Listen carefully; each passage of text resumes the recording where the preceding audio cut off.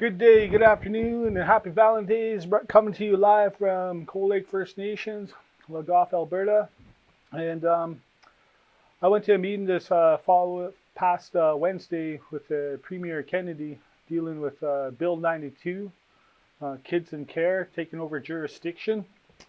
Yeah, it's a very serious issues. We have a lot of same issues as other reserves.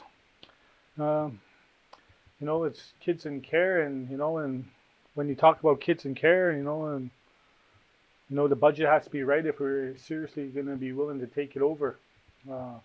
Housing has to be included, safe home, kinship homes, and addictions. Where does a parent go when they need to get help? To try to get them on the right path to get their kids back, because it hurts them inside when you don't have your children. But the meeting there went off with a good prayer by an elder from Treaty 8. And then right after the prayer, the Confederacy of Treaty 8 there, they said a little speech and they walked out because, they just figured it was just a checkbox for the Premier, and it's hard, we can have a meeting, but we're never heard or we're just totally ignored. So it's kind of hard. Right now, 70% of our kids are in care are Indigenous, and Alberta spends $600 million towards that, and only $48 million comes from the feds. But I'll start off and play that little clip from Treaty 8 walking out. Yeah, it's just from APTN, so check it out on Facebook.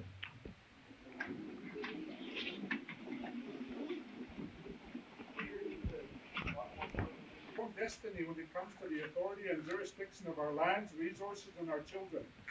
We are establishing our own governance institutions, processes, and capacities to develop healthy, vibrant communities, viable economies, and a strong, healthy people through the implementation of the spirit and intent of Treaty Number 8. Contrary to what the Government of Canada and the Province of Alberta says, we did not cede and surrender our lands. We will assert that our inherent rights will remain as though we did not enter treaties. We call upon both levels government to honor their constitutional obligations to the Crown. We remind you that under Article 8 of the United Nations Declaration on the Rights of... We're tired of that.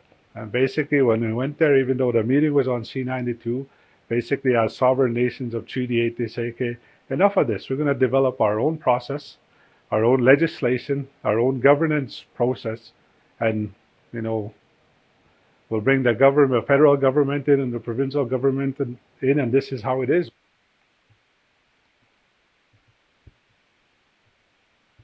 Yeah. So there you go. There was the video of... That's to speak with grandmothers, if we were going to seriously take this over, because some bands are ready to go, but others are unsure on how to go about it, and like I said before, funding has to be right. But the first set of the bill introduces a new set of what the government calls national principles governing Indigenous children welfare system. The second part relates to the ways in which First Nations, Inuit, and Métis can exercise their inherent jurisdiction over children in their communities. These national principles kick into immediate effect. So the best thing for communities to do now is really know those national standards and understand what they put in place that is going to be different or more than provincial laws. So judges and social workers will apply new national principles if, beginning today, an Indigenous community doesn't have in place its own laws, legislation, the provision of children and family welfare services. The bill contains a key principles of best of interest of the child. The legislation recognizes the importance of preserving culture, family, and traditional connections. The Act also mentions the need for substance equality. Grandmas should be treated equal, on and off the reserve, because right now they're not treated equal. Funding, you get more funding in towns, municipalities, cities than on the reserve.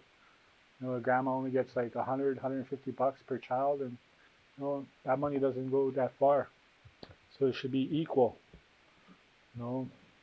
That's what I talked about the Premier about, he's always talking about equalization payments, but we're always left out of the equation. Talk about equalization payments, Well, No. it's a really interesting opportunity. I mean, if the nation could develop laws that then judges in cases off reserve would enforce. Yeah, but if we're gonna take over, funding should be adequate, right? Yeah. Like ID 349 monies, all the municipalities around us get monies, but like it's a kick in the face when you're left out of the talks. National Resource Transfer Acts. Maybe start thinking about per capita payment. A lot of people are just stuck in the system, and like everything that's done to us in the past, and there's some historical context. Residential schools, 60 scoops, intergeneration drama, millennium scoop. There's just too much of your kids in care, and it shouldn't be like that. They're just making a business money over kids, and I don't think it's right. Well, and I know lots of people who are foster parents or have kids in care, and it's a really tough situation, right? Especially when if the funding's not there, and if you've got CFS or the province, to battle over this. And it's kind of hard, even when you age out of the system, like people, members, they struggle with identity, and even people come back to me and get mad at me, like, why do you give me up? Well, I don't want to give up any other kids. Maybe it's before my time, and a lot of members they hold the anger inside, and they hold that anger. So are you guys going to be thinking about what to do on this file? Yeah, we're gonna have to make up our own law. We got to make a budget. Have the meats and bones of what it's all about. Like I mentioned before, housing and addictions has to be in there. And where can you go when you can't go home? Just have safe homes. Kinship homes. Maybe even removing the parent from the house until they get what they need to be a successful parent. Mm-hmm. And have to bring in the traditions too, but you can never ever forget the obligations in treaty, right? So that's what I really like about what happened there in December 5th there at the AFN Gala, Christmas Gala. Onion Lake, they made a motion. It was seconded by Kihiwan there, Chief Vern, watchmaker. So I know it's a treaty-based funding agreement, a First Nations sovereignty approach to family law and child welfare. And maybe it's better we fight it as unity, treaty alliance. Treaty's still alive and well, and there's no need for us to be beggars in our own lands, because we never ever got what was rightfully ours. And it looks like this is a good opportunity to really, maybe think about how, the nation would want to go forward, how they would want to see changes. Yeah, so maybe we're going to start having maybe a working group. I got to talk to my colleagues, and we got to figure out a plan, because we got a year to do it. And that's not a lot of time to create a child welfare system from scratch. Well, it was already amended, already came into law in January 2020, but we're kind of pushing back. And I don't know if we have a year, because Quebec has taken it to court too, and the EFN has taken it to court too, so maybe that can push it back too, right? So. Well, and what depends on what Alberta does, right? Like sometimes when provinces, they'll do it, but slowly, if they don't like it. Yeah. So and we have to be accountable to our people. We got to do the very best for our people. So yeah, there's lots of information out there online. People can read up on the issue. There's a good article up on APTN. CBC had some coverage. Yeah, and I really like what Alexander's doing.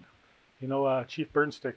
They're maybe a month and a half away to creating their own law, and it seems like they're really good. I think Pecani down in the south had already taken over their child and family services. They really. I have to get more involved. More information on it, but they've been going on it for some time, and we're on designated band. There's 8 on designated bands in Alberta, and Alexander's one of them.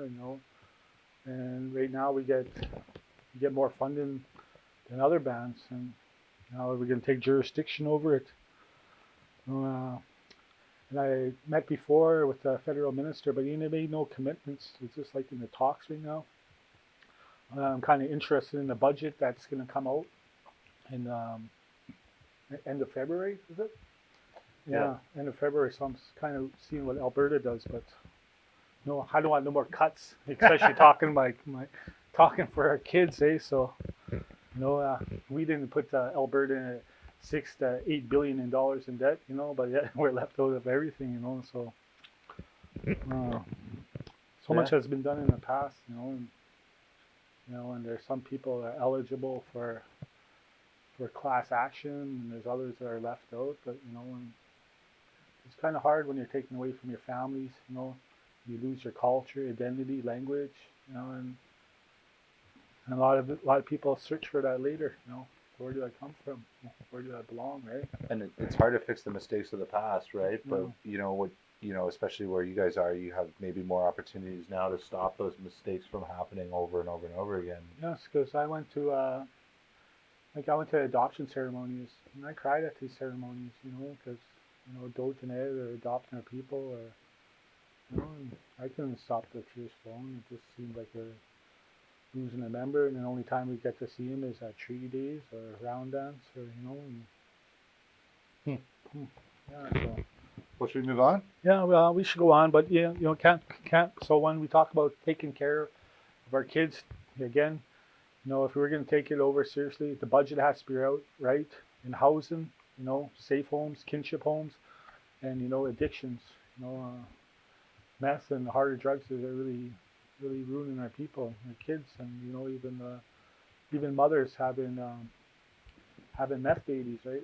We have to look after them in the future. So we should be proactive on the issue rather than reactive, because our people need help no matter where they are. Yeah. So we're gonna have to work on this. Be another year, and I don't think Kenny was very happy on my words I sent. He was kind of hesitant to shake my hand after, but it has to be heard, right? You have to be included, and it has to be meaningful. We're just not another checkbox, right?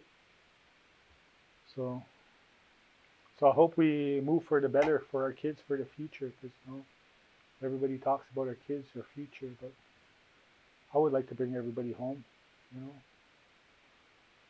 So thank you, Finn. I know I can go on over. I was just crying about it. Well, we should move on. We don't want this to be too long, or people will stop watching. Yeah. Okay.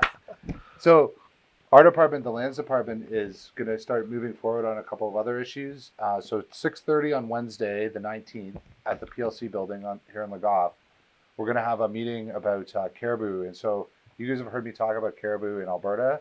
So now we're talking to Saskatchewan about it. And so I think end of the month, there's a deadline. We have to submit some comments.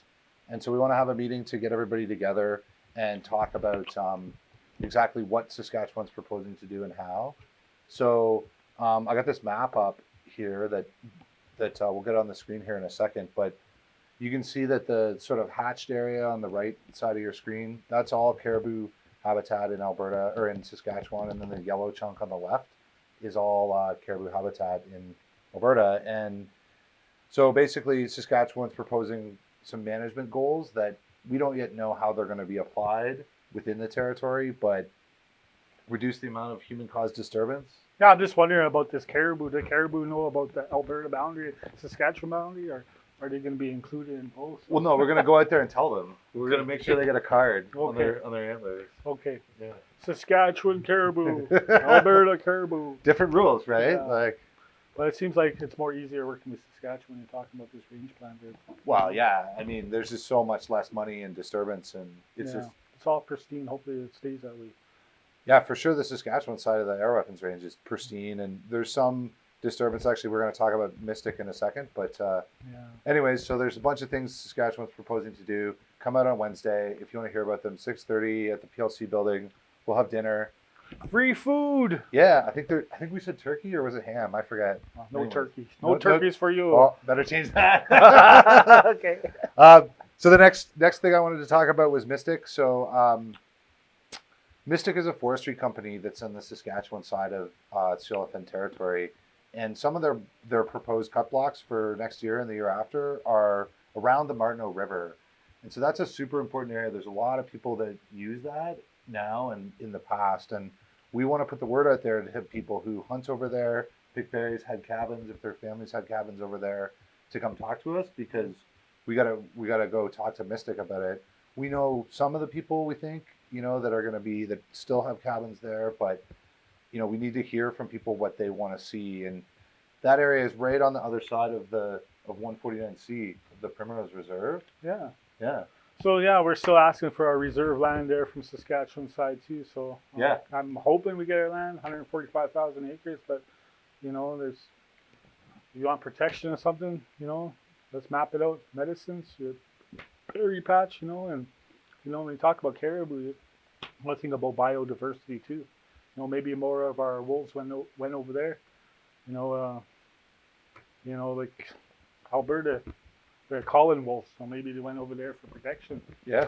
Canoe is liking it because they just gotta go out their damn window and shoot a moose there. They're like, thank you for chasing all the moose over here in the street. Yeah. So. Well, what was it? It was almost a month ago now. We were over on the Martineau River side on Saskatchewan, and there was definitely moose over there. There's tracks all over the place. It's good hunting. Maybe they're a little bit buggy now, but yeah. Well, yeah, I helped somebody skin a moose last weekend, and there was a few ticks in it, but it wasn't too bad yet. Yeah. Everybody's worried about safety. What about the safety of our food, though, right? So that's why this is so important too. Yeah, I mean, there's safety in terms of supply, and then there's safety in terms of human health. And we've done some work on moose in the past around here, and they look pretty good. But we are sort of currently running those programs.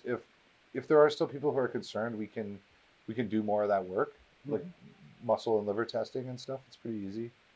But yeah, so if you're interested, come on down. And, yeah. More talk, more the better. But we need action too.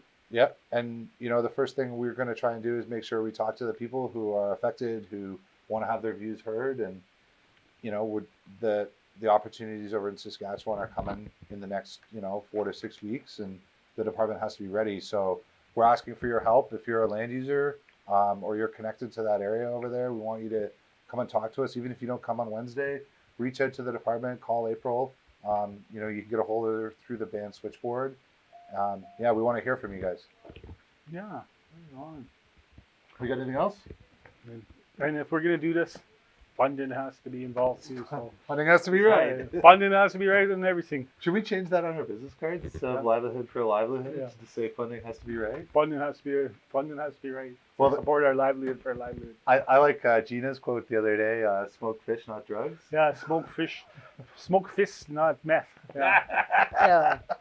Okay. Well, thanks everybody for listening to us. And thanks, Rebecca. And if anybody's out there, if anybody knows Rebecca Schultz, you're invited to come talk to our grandmas about our kids in care. We need to develop a plan.